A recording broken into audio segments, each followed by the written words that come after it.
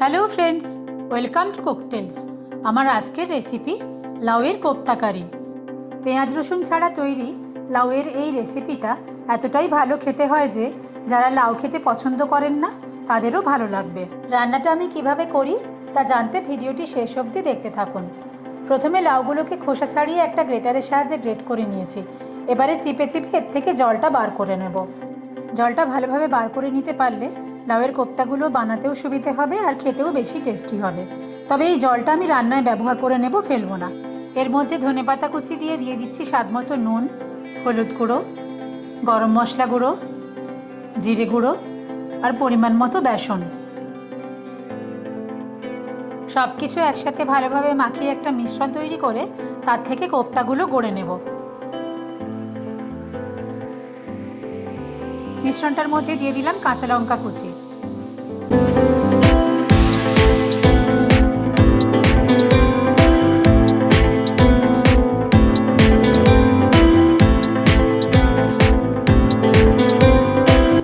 কোপ্তাগুলো গড়ে নিয়েছি।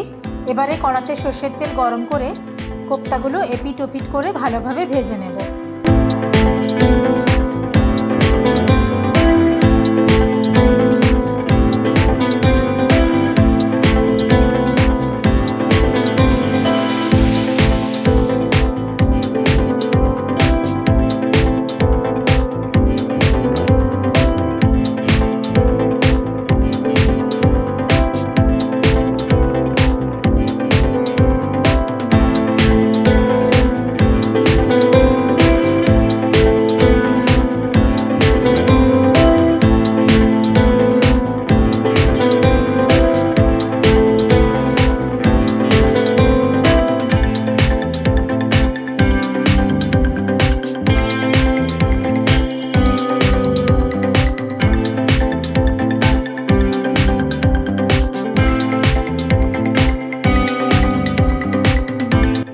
কোপ্তাগুলো সুন্দর বাদামি করে ভাজা হয়ে গেছে।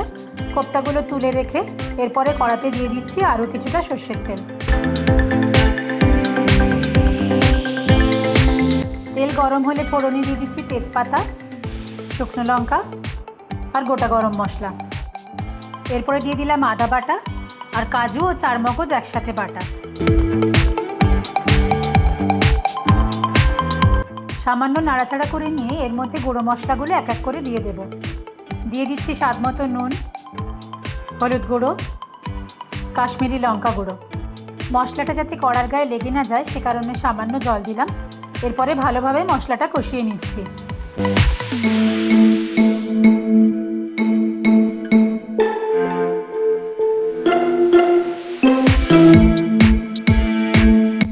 দিয়ে দিচ্ছি স্বাদমতো চিনি। এই রান্নাটা একটু মিষ্টি মিষ্টি হবে, সেই বুঝে চিনিটা দিতে হবে।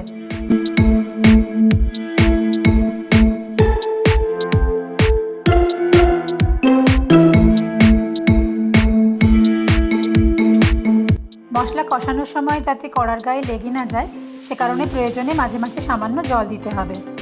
এরপরে গ্যাসের আঁচটা কম করে নিয়ে দিয়ে দিচ্ছি ফ্যাটানো টক দই।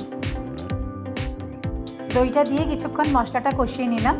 দইটা দেওয়ার সময় আঁচটা কম করলে দইটা ফেটে যাবে না।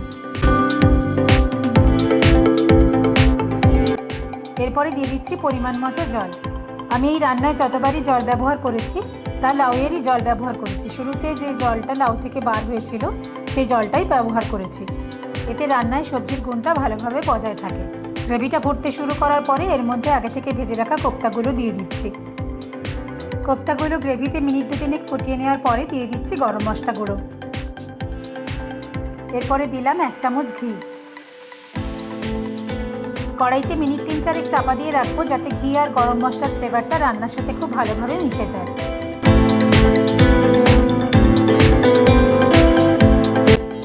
সবশেষে ধনেপাতা কুচি ছড়িয়ে গ্যাসটা অফ করে দিলাম।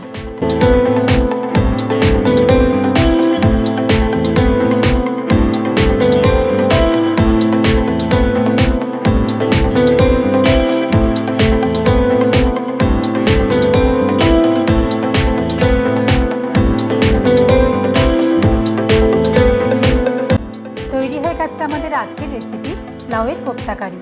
এই রান্নাটা পোলাও, ভাত, রুটি, পরোটা, লুচি সব কিছুর সাথেই ভালো লাগবে। রান্নাটা আপনারা বানিয়ে খেয়ে দেখবেন, কেমন লাগে অবশ্যই কমেন্ট করে জানাবেন। যদি ভালো লেগে থাকে ভিডিওটা লাইক আর শেয়ার করে দেবেন, আর আমার চ্যানেলটা সাবস্ক্রাইব করতে ভুলবেন না যেন। খুব শিগগির আসছি নতুন রেসিপি নিয়ে। টাটা।